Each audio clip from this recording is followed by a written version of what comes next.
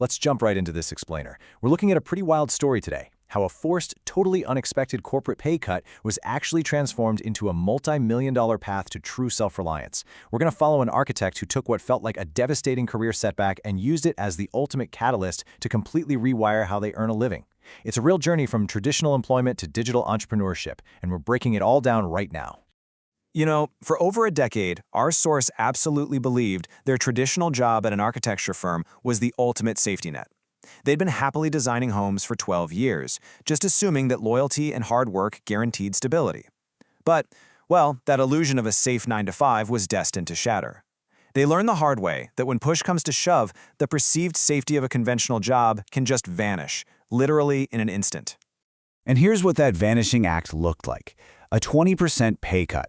Overnight, just out of nowhere, they were called into the office and told, hey, the money's no longer there to honor your committed salary. The firm essentially gave them a stark choice: either come in 5 days a week to drum up new work for the firm, or take that 20% of their time, basically 1 day a week, to seek out external work entirely on their own. It's crazy how these things unfold. The delayed effects of the massive 2008 economic downturn didn't hit their specific market immediately. It actually took until 2012 for the firm to really run out of work, which led to that sudden, overnight salary slash. And man, that moment forced a terrifying realization. Their employers truly held the purse strings to their entire life. But by 2013, the pain of the situation finally outweighed the fear of the unknown, and they officially stepped out to start their own architecture business. Which brings up a pretty jarring reality check for us. Think about it. If your boss walked in today and slashed your salary by 20%, how long could you survive before you couldn't pay your mortgage? We so often trade our time for this false sense of security, relying completely on a single source of income that, let's be honest, we don't actually control. It's a super precarious position, but one most of us accept without a second thought. Section 1. The freelance hamster wheel. So when they took that entrepreneurial leap, they unfortunately fell straight into a massive new trap. See, as a corporate employee, they were trading time for false security. But as a solo freelancer, they essentially just copy-pasted their old firm's one-on-one client model. Suddenly, they're juggling 5 different clients, designing 5 different kitchens, and wrangling 5 different contractors all at the exact same time. They just traded one form of total exhaustion for another, scrambling to finish one project just so they could immediately scramble for the next. And that led to a brutal but completely necessary epiphany. 100% active income equals having the worst boss in the world. They realized that as long as their income was strictly tied to the physical hours they worked, they didn't actually own a business at all. They had just given themselves a high-stress job where they were stuck on a hamster wheel, answering to themselves, and it turns out they were a terrible, highly demanding boss. They desperately needed an escape hatch. Section 2. Divorcing time from dollars. Drawing a lot of inspiration from Tim Ferriss's book, The 4-Hour Workweek, our source realized a massive mindset shift was absolutely critical to beat this burnout. The only way out? Build digital assets. The new objective was a radical 80-20 split, where a whopping 80% of revenue comes from passive products, things you build once and sell repeatedly, and only 20% relies on that active one-on-one client work. It's a complete inversion of the traditional freelance model. To pull this off, especially during the pandemic, they started treating their design studio like an experimental workshop. Instead of taking on more exhausting client work, they looked at a daily byproduct of their job, the digital blueprints and material backgrounds they were already creating, and turned it into a digital sketching pack for an iPad app called Procreate. It's a simple 3-step process. Step 1, spend maybe 4 or 5 hours creating it. Step 2, list it online for $25. Step 3, sell it infinitely while you sleep. They literally created an infinite ROI loop. I mean, the math here is just undeniable.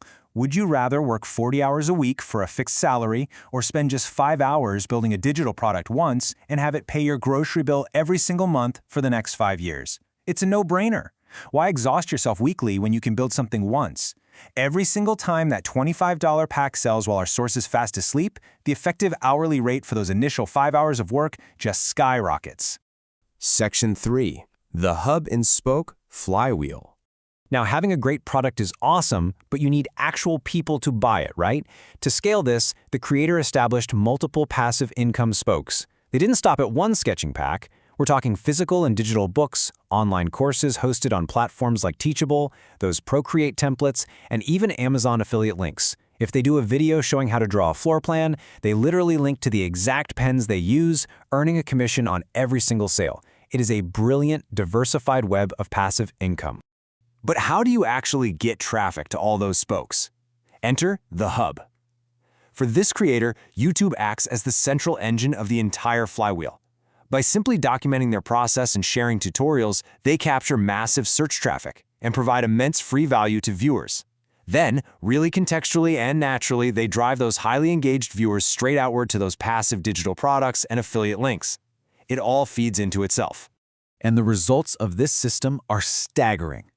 90%. By efficiently layering these passive streams, the books, the templates, the courses, alongside YouTube ad revenue, they didn't just meet that initial 80-20 goal. They completely crushed it. Last year, 90% of their total revenue came entirely from these passive sources. The active client work, it just became a tiny, totally optional fraction of their income. Section 4. Reclaiming your freedom. So what started as a terrifying, world-shaking crisis back in 2012 when their salary was slashed ultimately became the greatest gift they ever received. Building these passive income engines fueled their true financial independence. Because it's not just about the wealth, it's about the power to work on your own terms. It provided the ultimate security to look at a stressful, demanding client and just say no. It allowed them to protect their time in a way a corporate job or a standard freelance hustle never, ever could. So, we'll end on this thought for today's explainer. If you're exhausted from trading your time for dollars or living in fear of the next round of corporate budget cuts, start small.